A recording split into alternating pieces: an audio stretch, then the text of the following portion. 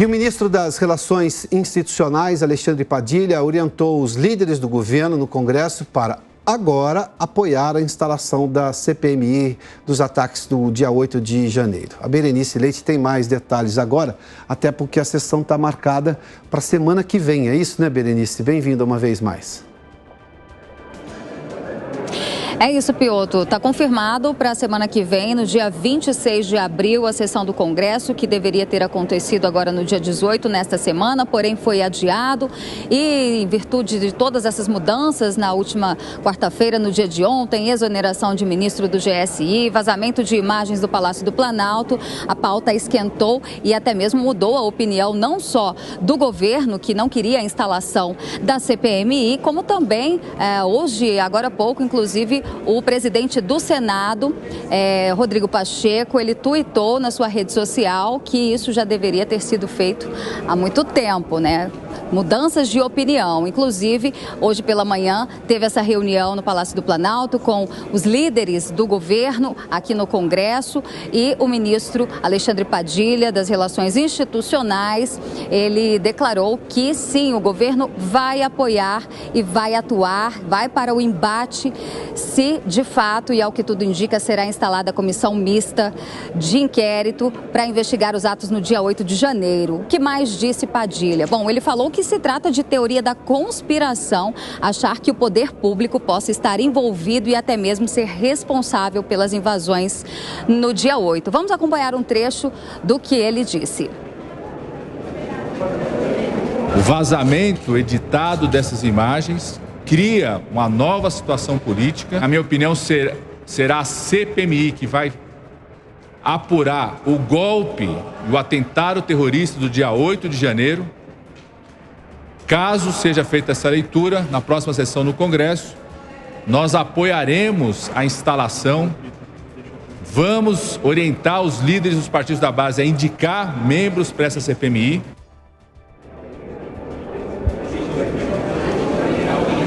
Pois é, e não só a indicação de membros, viu? Agora há pouco, como eu disse para vocês, teve o deputado Lindbergh Farias, ele convocou a imprensa para dizer que o governo vai brigar pela presidência e pela relatoria da Comissão Parlamentar Mista de Inquérito. Eles não querem somente serem membros, mas sim o comando dessa investigação.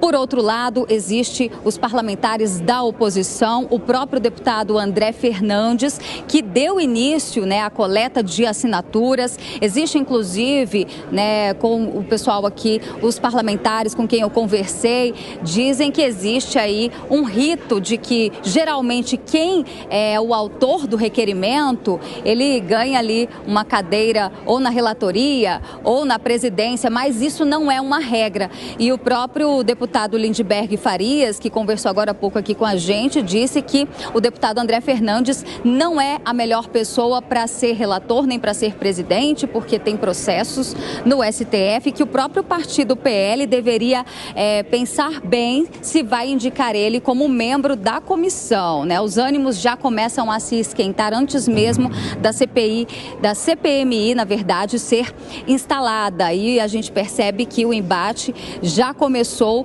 principalmente pela disputa aí dessas cadeiras. Agora, só para que vocês entendam um pouco melhor, por se tratar de uma comissão mista, não é teoricamente necessário que o presidente seja do Senado e o relator aqui da Câmara ou vice-versa. Funciona assim.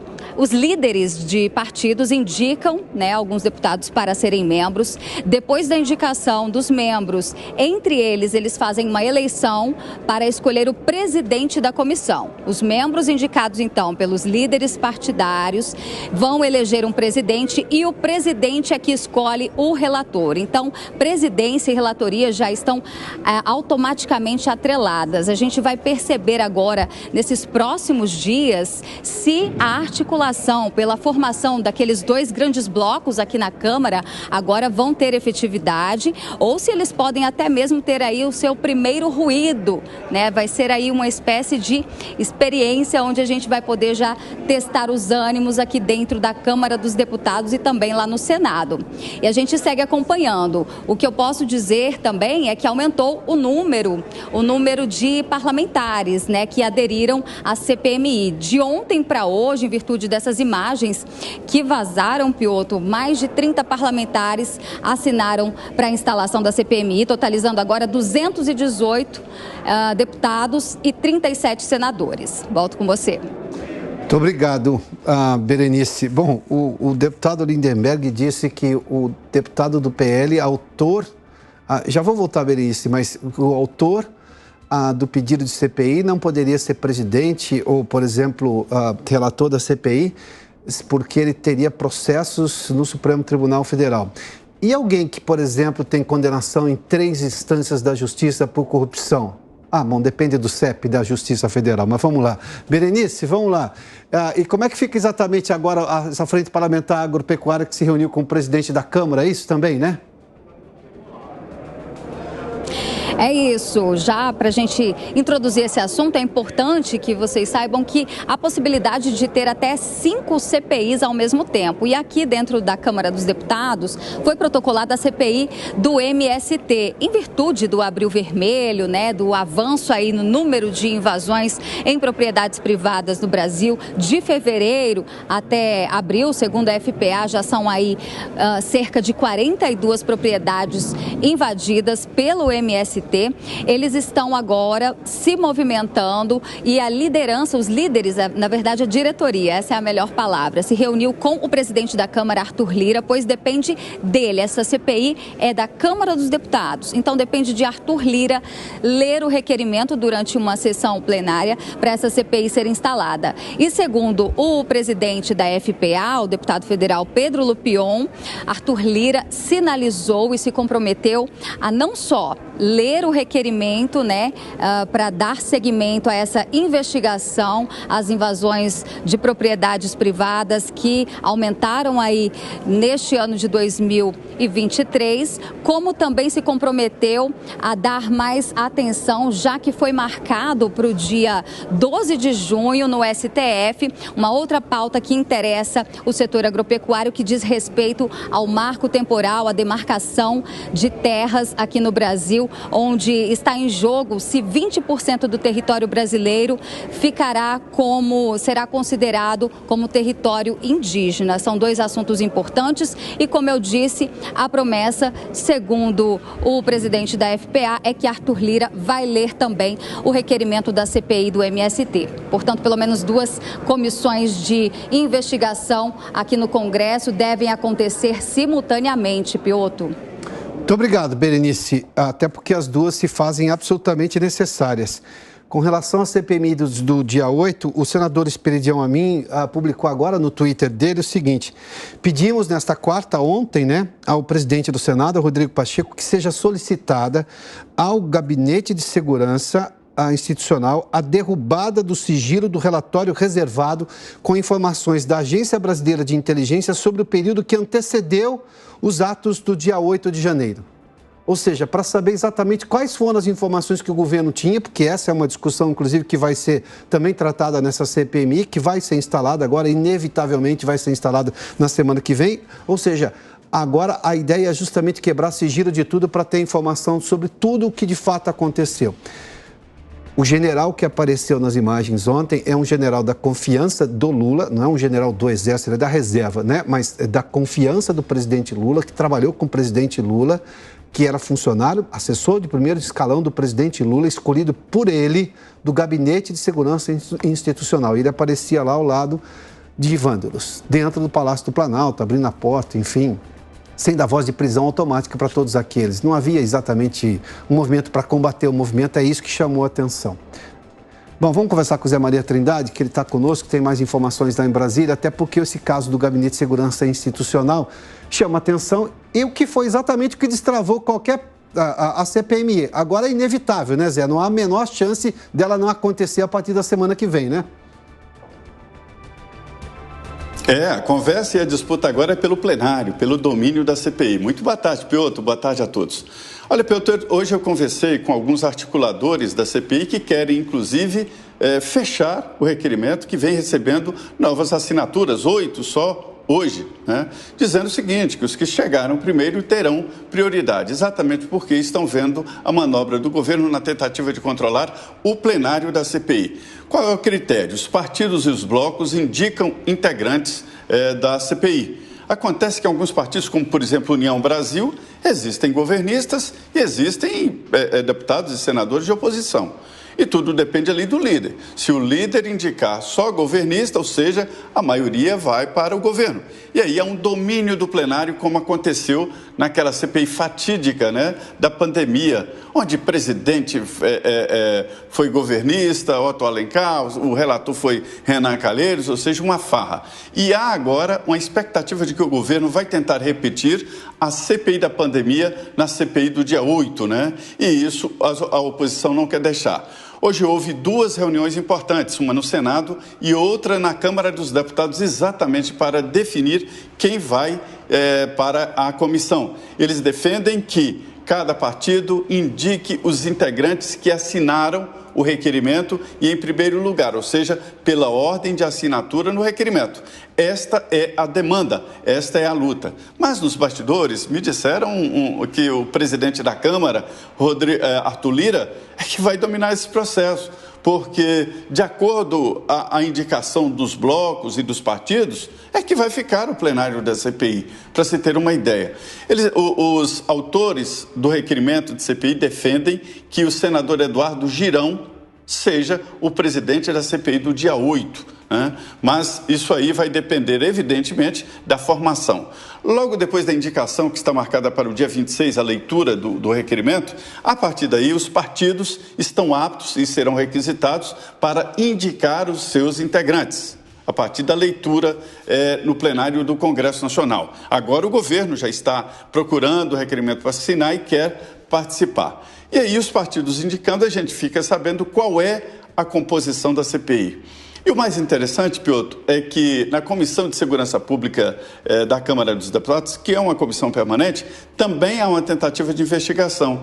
O deputado Coronel Meira assinou hoje um requerimento muito importante, que pede a convocação do general Silva, pede também a convocação do major, que já foi indicado, aquele que ficava distribuindo água, né, o Eduardo Natali, que é um major do Exército e que já até prestou depoimento durante esse processo, mas evitou, evidentemente, de falar sobre distribuição de água, sobre aquela história ali de permitir que as pessoas pegassem extintores de incêndio. Portanto, o grande debate, a luta agora é pelo domínio do plenário da CPI. Ela é inevitável.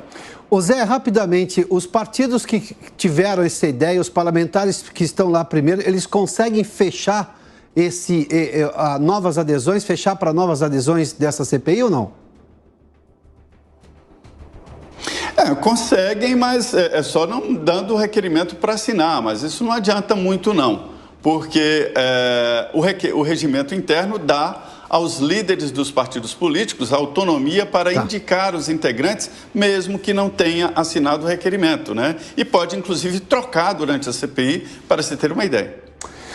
Zé Maria, obrigado pela gentileza, pela participação aqui no Prós e Contras. Vamos continuar com esse debate, porque após a divulgação das imagens sobre a atuação do GSI, o Gabinete de Segurança Institucional, no fatídico dia 8 de janeiro, e com a demissão do general Gonçalves Dias, o governo escolheu o secretário executivo do Ministério da Justiça e Segurança Pública, Ricardo Capelli, para comandar de forma interina o Gabinete de Segurança Institucional da Presidência da República.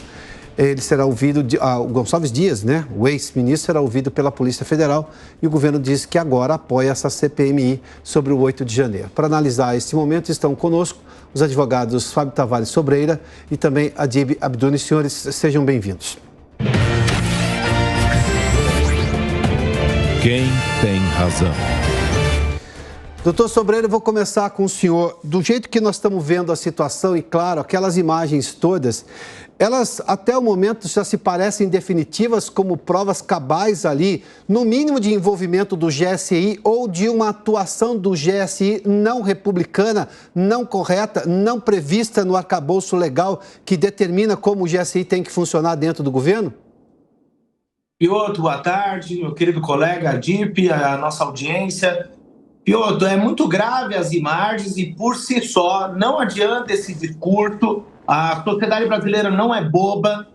Infelizmente, o general, que é o nosso ministro, que era o ministro Gonçalves Dias, ele tinha um dever institucional e, infelizmente, inclusive, ele foi requisitado a presença dele, ele foi convidado a prestar esclarecimentos para os nossos parlamentares.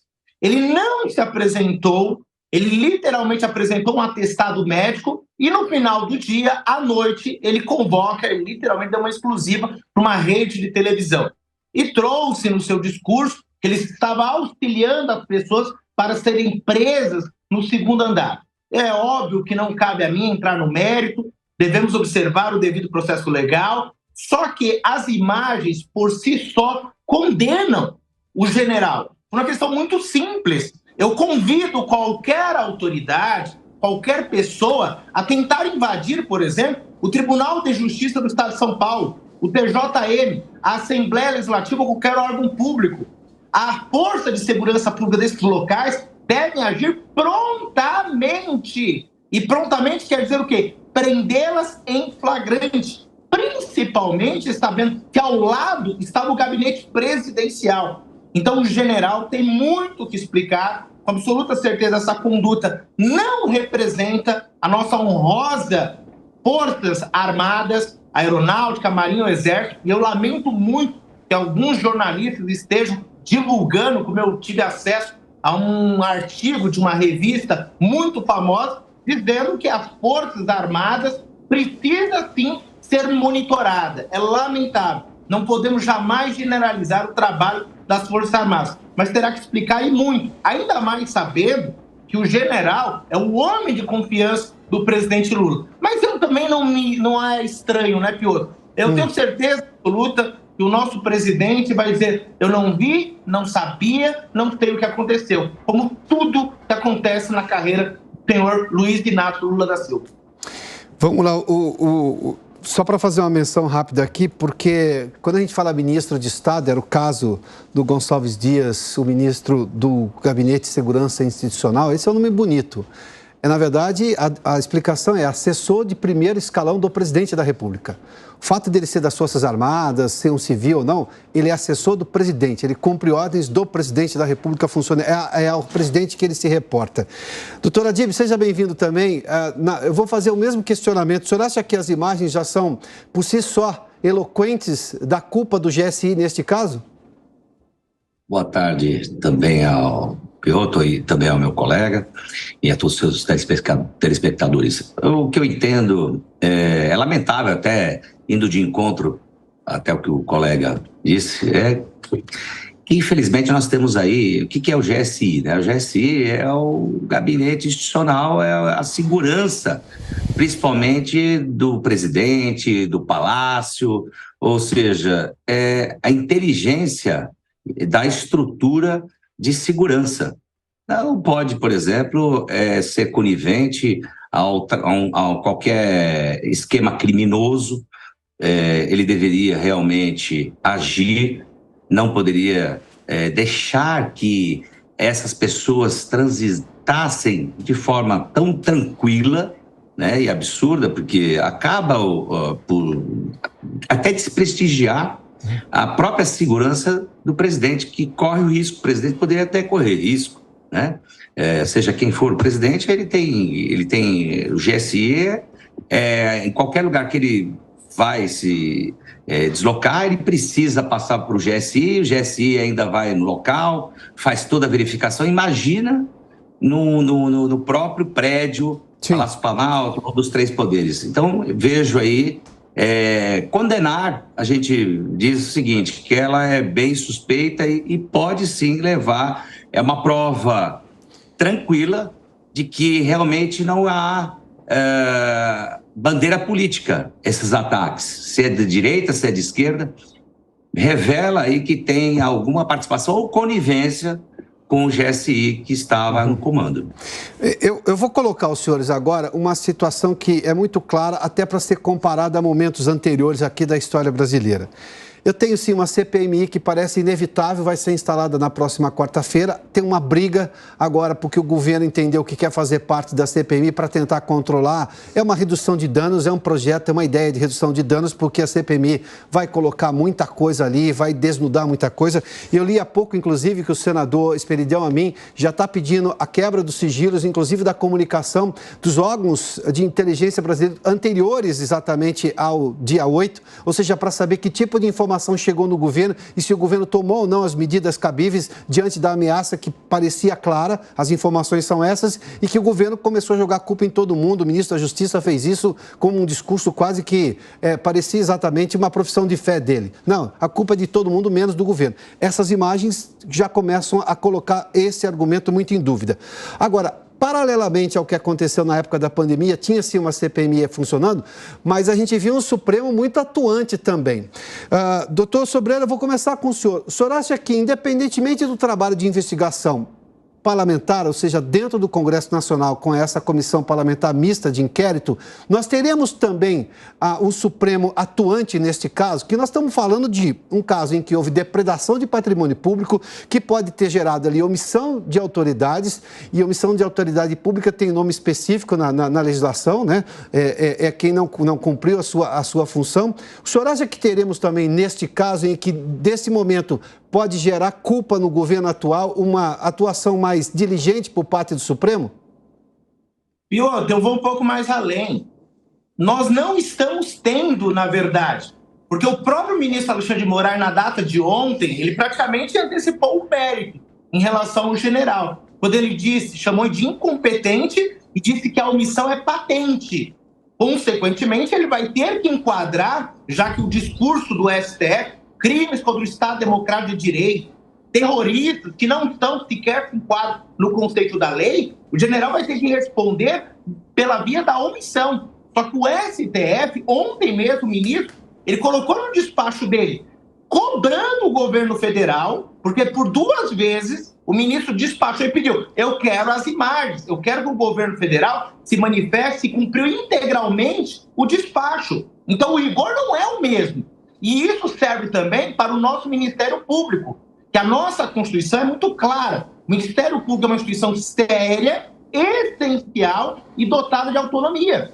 Nós sabemos que, recentemente, essas pessoas, 100 pessoas, viraram réu nessa ação penal. Isso significa dizer o quê? Que o Ministério Público ofereceu a denúncia contra cada um deles. E com absoluta certeza, a conduta não foi individualizada. Então, eu pergunto, o Ministério Público não requisitou essas filmagens como fiscal da lei. Ele não vem monitorando isso? Porque como é que você individualizar a conduta de cada uma dessas pessoas e não estou vendo a imagem? Eu não estou vendo quem abriu a porta, quem quebrou, quem deu a cadeirada, quem quebrou o relógio, quem fez isso, quem fez aquilo. Então, Piotr, o STF, eu espero que o rigor seja igual que ele está tendo com essas pessoas. Porque fala-se em golpe, fala-se em crime contra o Estado Democrático de Direito, só que com pau e pedra não se faz um golpe. Não estou dizendo que eles estão certos. Devem ser processados por isso e tratados como tal. Mas o rigor deve ser o mesmo. E não está acontecendo isso. Doutora Adib, eu tenho mais 1 minuto e meio, preciso ouvi-lo também. Na sua opinião, haverá esse rigor por parte do Supremo Tribunal Federal? Porque já se formou maioria em relação a tornar réus 100 pessoas envolvidas nesse caso. Agora, como é que se chegou a essa conclusão e o próprio Supremo não teve acesso a essas imagens que eram de controle e de posse do governo federal? Alguém que foi atingido também, porque o Palácio do Planalto foi vandalizado naquela data. Como é que se chega a uma decisão dessa sem ter acesso a essas imagens todas? Perfeitamente. Tudo que chega nos autos, eles trabalham... Normalmente, o judiciário ele não pode ele não pode provocar uma situação como muitas das vezes acontece, mas ele tem que ser provocado. Então, nesse sentido, como o Supremo Tribunal Federal, tomando ciência das imagens que já se tornou pública, ele pode fazer um requerimento, o próprio PGR, o próprio ministro relator pode oficiar a presidência e requerer essas imagens para que demonstrem a participação do general. Com a participação do general, com certeza, o Supremo Tribunal Federal não vai se omitir em colocar, em pedir a investigação, em ser ouvido pela Polícia Federal e ser tomado e todas as diligências necessárias para que se desenvolva o devido processo legal e para que aquele indivíduo que aparentemente, sim, das imagens, demonstra a omissão ou ainda a conivência, ela tem que ficar demonstrada no processo e provavelmente ele responderá por todos os danos aí e até pelo processo em si, ele poderá ser condenado. Doutor Adib, muito obrigado. Doutor Fábio Tavares Sobreira, muito obrigado pela participação nesse debate. Boa tarde aos senhores, hein?